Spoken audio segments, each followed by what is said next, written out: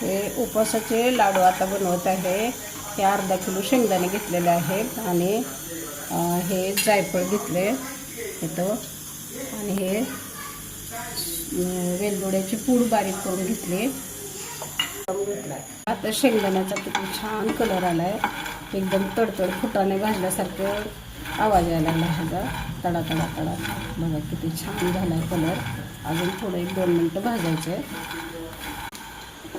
आपण आता बंद करून घेऊन असं टेक 5 मिनिटाला थंड वस्तूवर असं ठेवून मग शेंगदाण्याचे लाडू छान वळले जातात, कडक होतात। शेंगदाणे हे एकदम कडक छान झाले ते बघा। आता आमच्याकडे लाईट गेली होती म्हणून हे आम्हाला परिस्थिती आलेली आहे। जरा थोडंसं बारीक झालं, आता दुसरं बारीक जरा आबडधोबड दळते।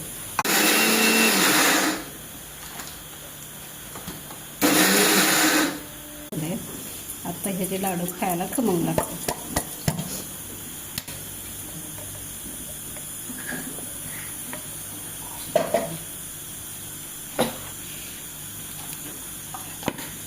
हे गुळ जरा लेच वल्ला वल्ला आहे, मग असंच पुटामध्ये टाकते ह्याच्यात।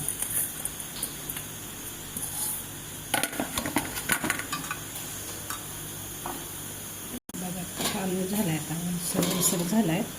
गुळ जरा थोडा वल्ला असल्यामुळं शिवरसार झालाय, नाहीतर अजून तर कोरडं असतं छान लाडू झाले असते। हे जायफळ जरा बारीक करून घेतले आणि हे वेलदोड्याची पूड आहे,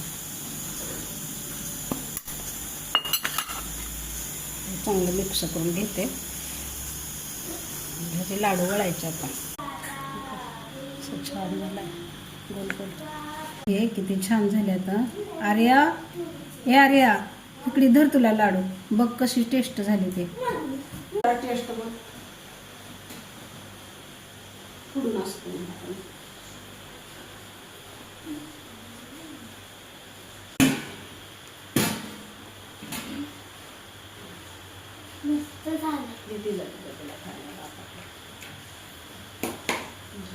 करा आणि महत्वाचं कमेंटमध्ये सांगा की छान झाले लाडू। बघा 10-12 लाडू झाले, हे अर्धा किलोचे मोजले नाहीत पण अंदाजेच म्हणते तुम्हाला, तेवढे झाले 10-12।